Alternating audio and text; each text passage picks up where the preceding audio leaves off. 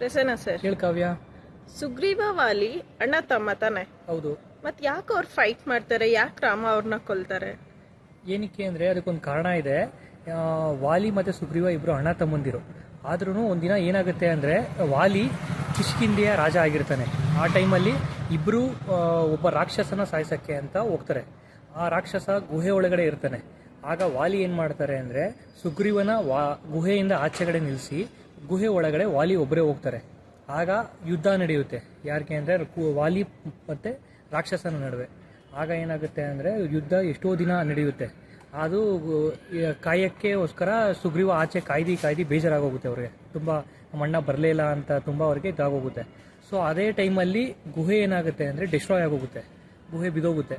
ಆಗ ಸುಗ್ರೀವ ಏನು ಅನ್ಕೊತಾರೆ, ನಮ್ಮ ಅಣ್ಣನೂ ಅಲ್ಲಿ ಸತ್ತೋಗಿದ್ದಾನೆ ಅಂತ ಹೇಳಿ ಸುಗ್ರೀವ ವಾಪಸ್ ಇದಕ್ಕೆ ಹೋಗ್ಬಿಡ್ತಾನೆ, ಕಿಷ್ಕಿಂಧೆಗೆ ಹೋಗ್ತಾನೆ.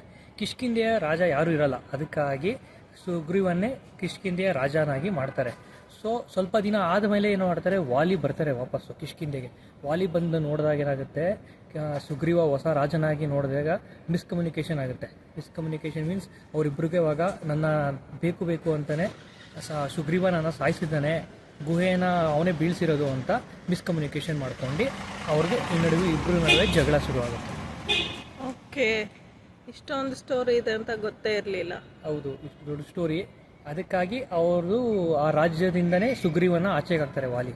ಯಾಕಂದರೆ Vali stronger than Sugriva any time. Nice.